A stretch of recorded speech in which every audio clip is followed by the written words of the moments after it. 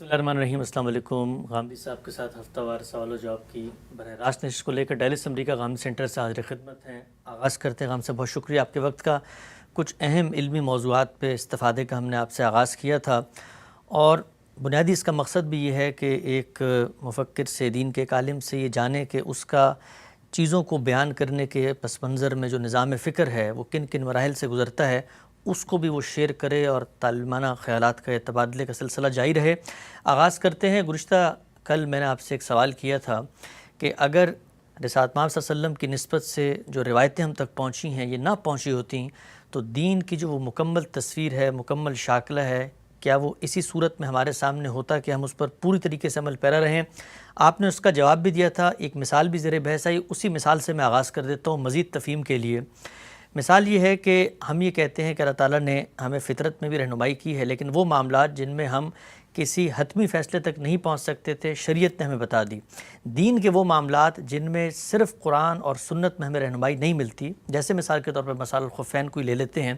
اگر وہ رہنمائی حدیث کے ذریعے نہ آتی تو ہم اجتہاداً علماء غور بھی کرتے، فکر بھی کرتے اور کسی نتیجے تک پہنچ جاتے۔ ایک نتیجہ علماء کا ہے اور ایک نتیجہ پیغمبر کا ہے۔ ان دونوں نتائج میں باہر کیف بڑا فرق ہے، اس لیے کہ پیغمبر خطا پہ کھڑا نہیں ہو سکتا، اللہ اس کی رہنمائی کر دیتے۔ تو اب وہ نتیجہ جو ہمیں وہاں سے ملا ہے وہ عام اجتہاد کے، پہلا سوال یہ کہ برابر کیسے ہو سکتا ہے، اور دوسرا سوال کہ اگر وہ نہ پہنچتا تو ہم تو باہر کیف دین کی ایک حقیقی رہنمائی سے، اس اصل کی حقیقی فرع سے، اس اصل کی حقیقی شرع سے محروم تو ہوتے۔ اصل کی کوئی حقیقی یا غیر حقیقی فرع یا شرع نہیں ہوتی، یعنی غلط شرع ہو سکتی ہے اور غلط فرع کا استنباط ہو سکتا ہے، یعنی حقیقی اور غیر حقیقی کا کوئی فرق نہیں ہے۔ میں نے ایک چیز کو سمجھا، اللہ تعالیٰ کی کتاب میں ایک بات کہی گئی تھی، اس کی میں نے شرح کی،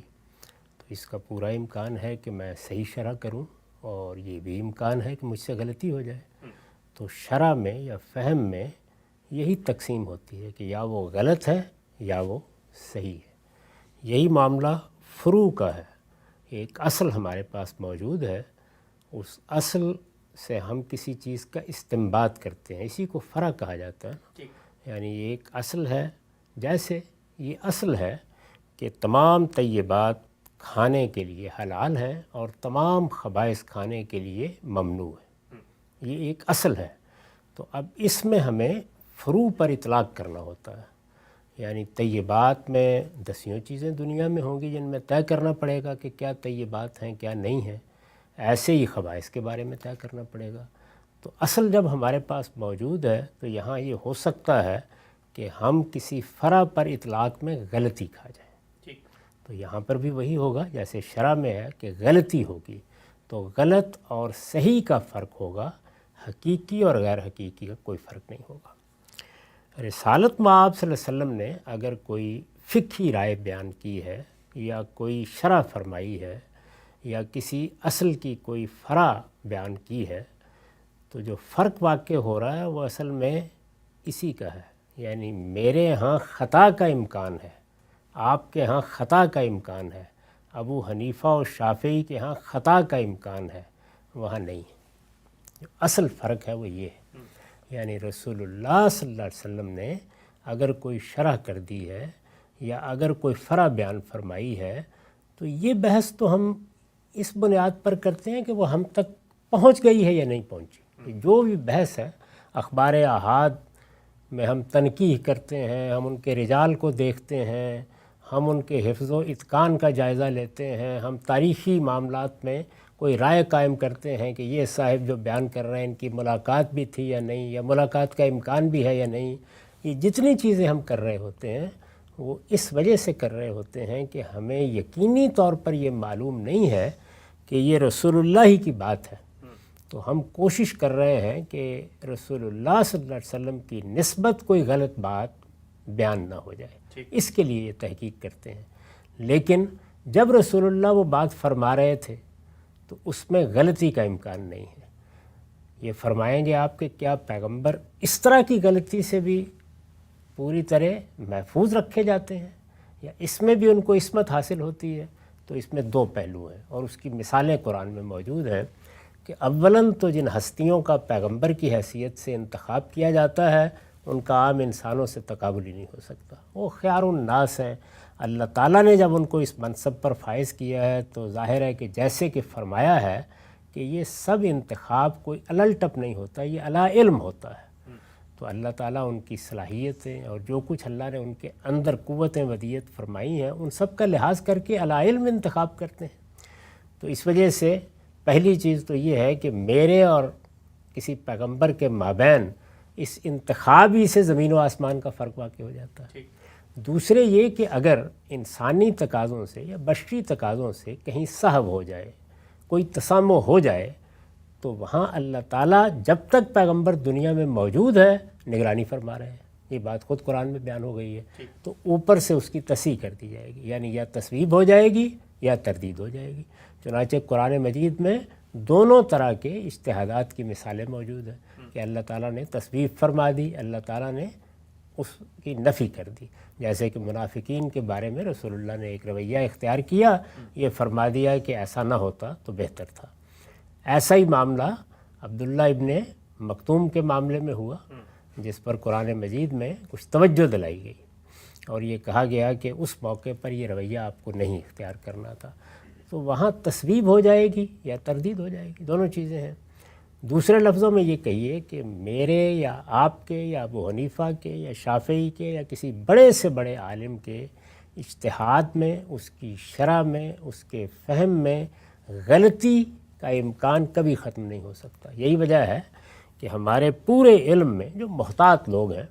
وہ ہمیشہ یہ کہتے ہیں کہ یہ جو کچھ بھی آراء ہم قائم کرتے ہیں یہ ثواب یحتمل الخطا ہوتا ہے. یعنی ہم سمجھتے ہیں کہ یہ ٹھیک ہے اسی لیے بیان کر رہے ہوتے ہیں، لیکن اس میں احتمال ہوتا ہے کہ کوئی غلطی ہو گئی ہو. اور ہم جب دوسرے کی رائے پر نقد کر رہے ہوتے ہیں یا اس کو غلط قرار دے رہے ہوتے ہیں تو وہاں پر بھی یہی سمجھتے ہیں کہ یہ خطا ہے، یہ غلطی ہے، اس لیے کہ دلائل سے ہمیں وہ غلطی نظر آ رہی ہے، لیکن یحتمل الثواب، اس میں بھی امکان ہے اس بات کا کہ یہ ٹھیک ہو اور ہم غلطی کھا رہے ہوں. تو اس لیے ہماری سب آراء، ہمارے اجتہادات اسی ذیل کے ہیں. پیغمبر کے اجتہاد میں، پیغمبر کی شرح میں اور ہمارے اجتہادات اور ہماری تشریحات میں بنیادی فرق یہ ہے کہ وہاں خطا کا امکان نہیں. وہ بے خطا علم ہے جو پیغمبر سے دین کے معاملے میں صادر ہوتا ہے. یعنی باقی چیزیں زیر بحث نہیں ہیں. عام بشری پہلوؤں سے کوئی بات آپ فرمائیں، اس میں آپ نے خود وضاحت کر دی کہ اس میں تم لوگ مجھ سے بہتر جانتے ہو بعض چیزوں کو، لیکن جس وقت میں اللہ کی طرف سے یا اللہ کے دین کی کوئی بات بیان کرتا ہوں تو میری زبان پر حق کے سوا کوئی چیز نہیں آتی. تو یہ سراسر حق ہوتا ہے، یہ سراسر ثواب ہوتا ہے، اس میں غلطی کا کوئی امکان نہیں ہوتا. یہ جو سب سے بنیادی فرق ہے وہ یہ ہے کہ یہ بے خطا علم ہے، اس میں ادنا درجے میں کوئی غلطی نہیں ہو سکتی. اب اس کے بعد اگلا سوال پیدا ہوتا ہے. وہ اگلا سوال یہ پیدا ہوتا ہے کہ جس وقت اللہ کے پیغمبر نے ایک بات بیان کر دی ہے تو آپ یہ دیکھیے کہ پیغمبر کی بات اگر مجھ تک پہنچ جاتی یا میں نے وہ سن لی، میں اس زمانے ہی میں موجود تھا، سعادت حاصل ہوئی تو میں نے سن لی، تو اس کے بعد کتنا بڑا بار مجھ سے اتر جاتا ہے. اس لیے کہ یہ کوئی آسان چیز نہیں ہے کہ جس وقت کوئی شخص ہم سے دین کے بارے میں کوئی بات پوچھتا ہے تو میں اپنے فہم کے لحاظ سے قرآن کی شرح کر رہا ہوں، حدیث کی شرح کر رہا ہوں، تو ہر وقت آدمی یہ خیال کرتا ہے کہ بڑی جواب دہی کے ساتھ میں یہ سب کام کر رہا ہوں، مجھے اللہ تعالیٰ کی بات بیان کرنی ہے، اگر اس میں کوئی غلطی ہو جاتی ہے تو ایک بار ہوتا ہے نا آپ کے اوپر. ظاہر ہے کہ وہاں یہ چیز بھی ختم ہو جاتی ہے کہ میرے سامنے اللہ کے پیغمبر کی بات آ گئی ہے. تو اس لحاظ سے دونوں چیزیں بہت قابل اطمینان ہو جاتی ہیں. یعنی پہلی چیز کیا کرتی ہے، وہ مجھے یہ احساس دلاتی ہے کہ بے خطا علم تک پہنچ گیا ہوں، بہت بڑی چیز ہے یہ. اور دوسری چیز کیا ہے، دوسری چیز یہ ہے کہ اب جو کچھ بھی یہاں سے آئے گا وہ میرا بار کم کرے گا، میرے لیے ازدیاد اطمینان کا باعث ہوگا. جی ہاں، سے نقطہ آپ نے واضح فرمایا. اسی بات کو مان لینے کے بعد ایک لازمی عقلی نتیجہ جو نکلتا ہے اس کے برخلاف لوگوں کا یہ تاثر ہے کہ جو میزان میں آپ نے جملہ لکھا ہے کہ آپ نے اس کی حفاظت کا کبھی کوئی اہتمام نہیں کیا. اگر یہ بے خطا علم ہے، اس کے اندر دین کی ایسی چیزیں بیان ہو رہی ہیں جس میں ظاہری بات ہے رسالت صلی اللہ علیہ وسلم کو اپنے اجتہاد کے بعد اللہ کی تائید، اللہ کی تصویب بھی حاصل ہے، دین کی روح بھی اس سے نمایاں ہو رہی ہے، اس کے مضمرات بھی کھل رہے ہیں، اس کے اطلاقات بھی سامنے آ رہے ہیں۔ تو یہ بات کہ پھر آپ نے کبھی اس کی حفاظت کا اہتمام نہیں کیا، نہ صرف یہ کہ عقل اس کو تسلیم نہیں کرتی بلکہ خود رسالت صلی اللہ علیہ وسلم کے جو ارشادات ہیں اپنی باتوں کے بارے میں آپ نے بڑی شدید تنبیہ فرمائی ہے کہ مجھ سے کوئی غلط بات منسوب نہ کرنا، جس نے یہ کام کیا اس کا ٹھکانہ جہنم ہے۔ تو یہ جو کچھ آپ صلی اللہ علیہ وسلم کر رہے ہیں اس کو کیوں نہیں کہا جا سکتا کہ آپ یہ چاہتے ہیں کہ ان چیزوں کا اہتمام بھی ہو، حفاظت بھی ہو، صحیح صحیح لوگوں تک پہنچیں، اور فطری خواہش بھی ہے۔ ہم اور آپ بھی جب کوئی اجتہاد کرتے ہیں، مثال ہی دیتا ہوں، مطلب آپ نے مقامات کتاب لکھی ہے، تو کیا آپ نہیں چاہیں گے کہ جی میزان کے علاوہ یہ جو آپ کے عملی اطلاقات ہیں، دین کی شرح و وضاحت ہے، یہ بھی دین کے سمجھنے والے، جاننے والے لوگوں تک پہنچے، اور جب کوئی فقہی سوال ہوتا ہے تو آپ ریفر کرتے ہیں بھی فلاں جگہ میں نے مضمون لکھا ہے؟ یہ اس روایت کا آپ نے حوالہ دیا، وہ تو الٹ بات بیان کر رہی ہے، یعنی آپ تنبیہ کر رہے ہیں کہ ایسے ہی میری باتیں نا بیان کرنا شروع کر دیا کرو۔ یہ بڑی خطرناک چیز ہے، ایسا نہ ہو کہ تم کوئی غلط بات میری طرف منسوب کرو۔ اور اس روایت کا یا رسول اللہ کی ان تنبیہات کا یہی مطلب جلیل القدر صحابہ نے سمجھا ہے۔ چنانچہ آپ کو 10 حدیثوں میں یہ چیز ملے گی کہ جلیل القدر صحابہ یعنی سیدنا صدیق جیسے لوگ، سیدنا زبیر بن العوام جیسے لوگ، وہ یہ کہہ رہے ہیں کہ ہمیں بہت سی باتیں حضور کی معلوم ہیں، لیکن یہ کہ ہم ان کو بیان کرنے سے ڈرتے ہیں، ایسا نہ ہو کہ کوئی غلط بات منسوب ہو جائے۔ تو یہ تو کوئی اہتمام نہیں ہے، سخت تنبیہ ہے، کیونکہ انسان نے اپنے فطری جذبے کے تحت یہ باتیں بیان کرنی ہیں۔ تو یہاں پر تو یہ بتایا جا رہا ہے کہ باتیں بیان کرنے کا یہ عمل تو فطری تقاضوں سے ہونا ہے۔ آخر جس نے سوال پوچھا ہے تو اس کو کون روکے گا کہ وہ آگے بیان نہ کرے؟ اسی طرح کا معاملہ سننے والوں، دیکھنے والوں سب کے ساتھ ہوگا، چونکہ یہ ہونا ہے کسی نہ کسی درجے میں۔ یہ نہیں کہ سب کریں گے لیکن کچھ لوگ کریں گے، جیسے کہ ہم جانتے ہیں کہ سیدنا ابو ہریرہ نے بہت بڑے پیمانے پر یہ چیزیں بیان کیں، سیدہ عائشہ نے بیان کیں، اور بعض لوگوں نے بھی بیان کیں۔ تو یہ ہونا ہے، تو آپ نے تنبیہ فرمائی کہ یہ کوئی آسان کام نہیں ہے، یہ بڑی ذمہ داری کی بات ہے۔ خدا کے پیغمبر کی طرف کسی بات کا منسوب کر دینا اور وہ غلط بات ہو، بہت بڑی بات ہے۔ تو آپ نے فرمایا کہ جو لوگ اس کی جسارت کریں گے وہ اپنا ٹھکانہ جہنم میں بنائیں۔ تو یہ تنبیہ تو الٹ صورتحال پیدا کر رہی ہے، یعنی اب میں بھی ڈروں گا، آپ بھی ڈریں گے، ہر شخص اندیشہ ناک ہوگا کہ میں ایسے ہی کوئی بات بیان نہ کروں۔ کیا خبر کہ کوئی پس منظر رہ جائے، کیا خبر کہ کسی لفظ کے بیان کرنے میں غلطی ہو جائے، کیا خبر کہ میں جو بات سمجھا ہوں اس کے فہم میں خطا کر گیا ہوں، کیا خبر کہ جو میں اس فہم کو الفاظ دے رہا ہوں وہ اس مدعا کو ادا بھی کرتے ہیں یا نہیں ادا کرتے۔ تو یہ بڑی ذمہ داری کی چیز ہے، لازمی طور پر یہی ہوگا۔ تو جو بات میں نے کہی ہے وہ اصل میں مثبت اہتمام کا تقاضا کرتی ہے، یعنی آپ اپنی طرف سے ہر شخص کو متنبہ فرماتے، بار بار متنبہ فرماتے، بلکہ آپ کیا فرماتے، قرآن کہتا صحابہ کرام کو، بہت اہم بات، وہ یہ کہتا کہ یہ پیغمبر کی جو بات بھی تم سنتے ہو، چونکہ یہ ایک بہت بڑا علم ہے، بے خطا علم ہے، لہٰذا ہر شخص اس کو محفوظ رکھے، ہر شخص آگے پہنچائے۔ اگر کسی نے کوئی سوال کیا ہے تو اس کی ذمہ داری ہے کہ اس کا جواب اس کو مل گیا ہے، خود تو عمل کرے گا، جا کے جس سے ملاقات ہو اس کو بتائے، ایک ایک شخص تک پہنچائے، تو پھر یہ اہتمام ہوتا، پھر یہ حفاظت ہوتی۔ آپ نے ایسا کوئی کام نہیں کیا۔ اس لیے میں نے یہ عرض کیا تھا کہ چونکہ یہ فروع ہے، یہ شرع ہے، اور اللہ تعالیٰ نے اگر کسی چیز کو اس موقع کے اوپر لوگوں تک نہیں پہنچنے دیا یا وہ کسی وجہ سے نہیں پہنچی تو کوئی قیامت نہیں آئے گی۔ ہمارے علماء جن معاملات میں شرع نہیں ہوئی یا فروع نہیں بیان ہوئی تو یہی کام تو کر رہے ہیں۔ آپ کے جلیل القدر فقہاء یہی کام کر رہے ہیں۔ اس سے حضور کی طرف سے اذن بھی ہو گیا، اس سے حضور کی طرف سے تعلیم بھی ہو گئی، اور جتنا ایک انسانی طریقے سے پہنچنا تھا وہ پہنچ بھی گیا ہے۔ یعنی کوئی ایسا تو نہیں کہ سب کچھ ضائع ہو گیا ہے، بہت کچھ پہنچ بھی گیا ہے۔ تو بڑا فرق ہے اس میں کہ کسی چیز کی یہ نوعیت ہے کہ اگر یہ ضائع ہو گئی تو دین ضائع ہو جائے گا، نہیں، اس سے کوئی دین ضائع نہیں ہوگا۔ دین پورا کا پورا موجود ہے قرآن اور سنت میں، ان میں جو باتیں ہیں وہ یا شرع ہے یا فرع ہے۔ اگر وہ مل جائے گی تو الحمدللہ اللہ کا شکر ادا کریں گے، اگر کہیں رہ گئی، ضائع ہو گئی، کسی نے نہیں بیان کیا تو علم ضائع ہوا ہے، اس میں کوئی شک نہیں، دین میں تو کچھ ضائع نہیں ہوا۔ ٹھیک، نقطہ آپ نے واضح فرمایا۔ آج کی نشست کا آخری سوال، جب آپ یہ لکھتے ہیں کہ اس سے یعنی حدیثوں سے دین میں کسی عقیدہ اور عمل کا اضافہ نہیں ہوتا، اور پھر پوری بات آپ کی یہ ہے کہ بے خطا علم ہے، رسالت محمد صلی اللہ علیہ وسلم کے اجتہادات ہیں، ہمارا اس سے کوئی موازنہ نہیں ہے، دین کے مضمرات کھلتے ہیں، کوئی مستقل بالذات انڈیپینڈنٹ الگ چیز نہیں ہے بلکہ متن کی شرح ہے، اصل کی فرع ہے، تو پھر یہ جملہ کہنا کہ جی عقیدہ و عمل میں کوئی اضافہ ہی نہیں ہوتا، تو یہ تو ایک تاثر ہی دیتے ہیں کہ جیسے جو کچھ ہے یہ ایک اضافی چیز ہے، غیر ضروری چیز ہے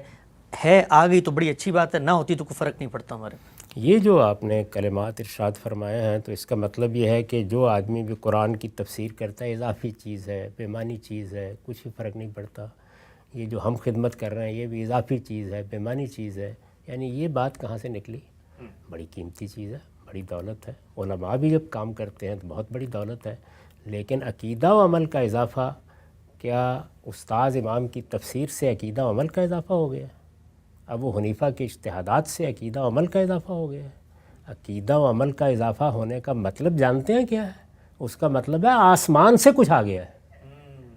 آسمان سے کچھ آئے گا تو عقائد میں اضافہ ہوگا، اور آسمان سے کچھ آئے گا تو اعمال میں اضافہ ہوگا۔ تو اس لیے دو الفاظ میں نے وہاں استعمال کیے ہیں کہ یہ جو کچھ ہے، یہ جو عقائد و اعمال ہمیں آسمان سے وحی کے ذریعے سے دے دیے ہیں خدا کے پیغمبر نے، یا ان کی تفہیم و تبیین ہے یعنی انہیں سمجھایا جا رہا ہے، اور یا جو کچھ اعمال خود رسول اللہ نے جاری کیے ان پر آپ کے عمل کا نمونہ ہے، اور اس لحاظ سے ہمارے لیے بہترین نمونہ ہے، اسوہ حسنہ ہے۔ تو یہ کوئی قیمتی دولت، کم درجے کی قیمتی دولت ہے۔ تو اس میں یہ دو ایکسٹریمز جو ہیں دونوں غلط ہیں، یعنی یہ کہ اس سے عقیدہ و عمل کا اضافہ ہوتا ہے تو اس کا مطلب تو یہ ہے کہ رسول اللہ نے اپنی ذمہ داری معاذ اللہ ادا نہیں کی، یعنی ضائع ہو گئی کچھ چیزیں، عقائد 15 تھے، 4-5 یا پہنچے ہیں، باقی رہ گئے کہیں، بڑی خطرناک بات ہے، اعمال میں سے کچھ رہ گیا ہے، حضور اپنی ذمہ داری ادا کر کے گئے ہیں، پوری ادا کر کے گئے ہیں،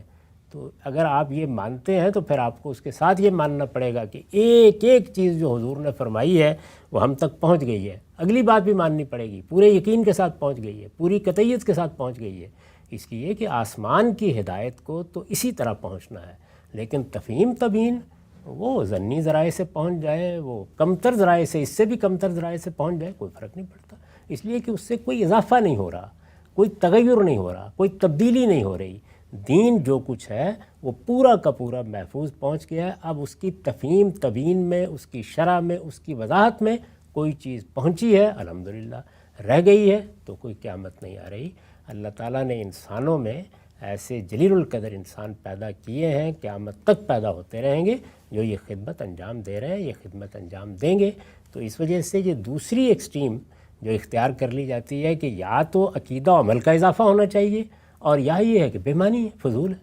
یہ دو باتیں کیا ہیں؟ نہیں، علم تو بڑی قیمتی دولت ہے، یہ تو عام علماء کا علم اتنی قیمتی دولت ہے کہ ہم اس کے ایک ایک لفظ کو محفوظ کرتے ہیں، اور یا یہ کہ پیغمبر کا علم، تو اس کے بارے میں یہ الفاظ بولنے کی جسارت کیسے کی جا سکتی ہے؟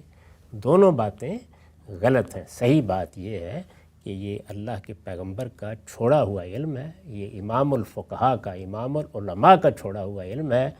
دنیا کی اس سے بڑی کوئی دولت نہیں ہو سکتی، لیکن اس سے کسی عقیدہ و عمل کا اضافہ نہیں ہوتا۔ عقائد اور اعمال پر مبنی پورا دین آپ نے ان ذرائع سے دیا ہے جن کے بارے میں کسی تحقیق کی ضرورت نہیں ہے، وہ قرآن اور سنت ہے۔ ایسا نقطہ آپ نے واضح فرمایا، رسالت محمد صلی اللہ علیہ وسلم نے ان چیزوں کا اہتمام نہیں کیا، ان سے کسی عقیدہ اور عمل میں اضافہ نہیں ہوتا، لیکن پھر آپ اس کے بعد لکھتے ہیں کسی شخص تک پہنچ جائے، اس کی نسبت پر مطمئن ہو جائے تو سر منہ انحراف نہیں ہو سکتا، سر تسلیم خم بھی کرنا ہے۔ اگر یہ دین کا لازمی حصہ نہیں ہے، انڈیپینڈنٹ سورس نہیں ہے، تو پھر اس کے بعد اس کو ماننا بھی ہے، سر تسلیم خم بھی کرنا ہے، اور جب کوئی مانے گا تو بطور حکم اللہ ہی مانے گا۔ اس میں کیا نقطہ ہے، ان دو باتوں میں کیا ریلیشن ہے، اس کو بھی جانیں گے انشاءاللہ۔ آئندہ نشست میں وقت یہاں پہ ختم ہوتا ہے، دوبارہ حاضر خدمت ہوں گے، اب تک آپ کے بہت شکریہ۔